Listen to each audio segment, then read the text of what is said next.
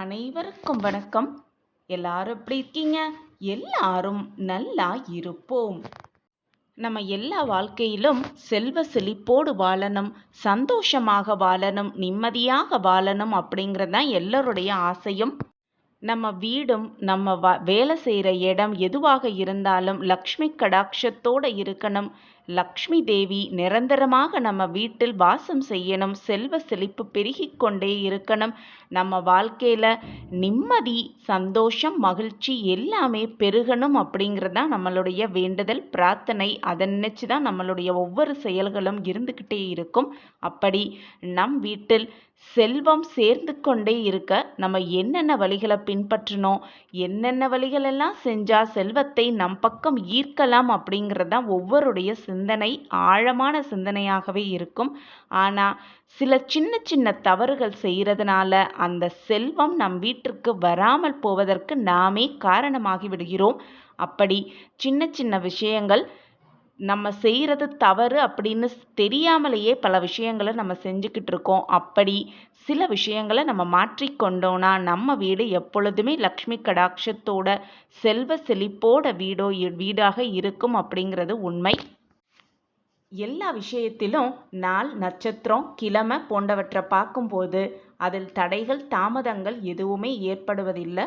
நம்ம முன்னோர்கள் ஒவ்வொரு குறிப்பிட்ட நாட்களுக்கும் ஒவ்வொரு விதமான பலன்களை கூறி சென்றிருக்கிறாங்க.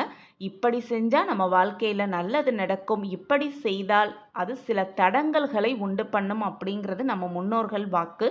அவர்கள் சொல்படி, அவர்கள் செயல்படி நாமளும் பின்பற்றி வந்தோன்னா அவர்கள் வாழ்ந்த வாழ்க்கையை நாமும் அதே மாதிரி சந்தோஷமாக வாழலாம்.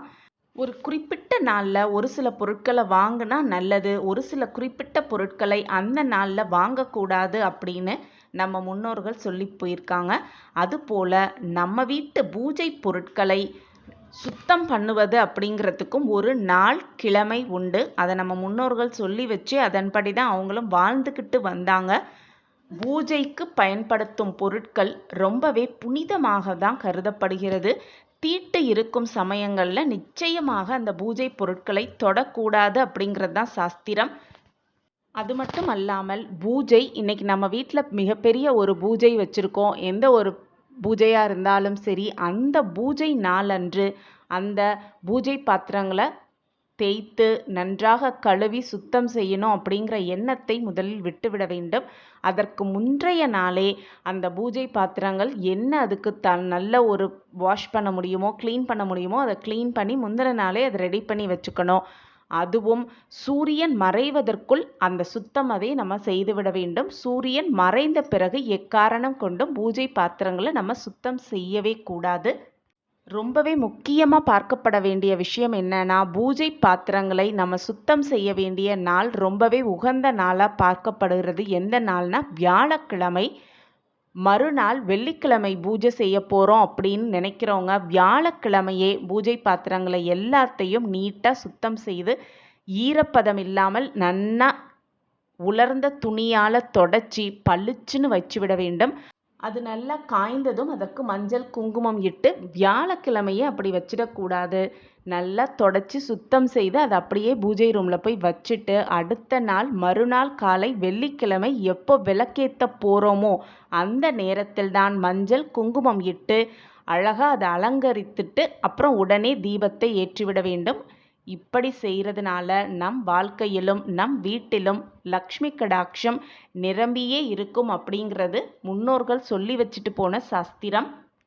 விளக்கில் எண்ணெயை ஊற்றிட்டு, எண்ணெய் வெகு நேரம் காத்திருக்கக்கூடாது. அந்த விளக்கில் எண்ணெய் ஊற்றிய பிறகுதான் திரியை போட வேண்டும். திரியை போட்டுட்டு எண்ணெயை போடக்கூடாது.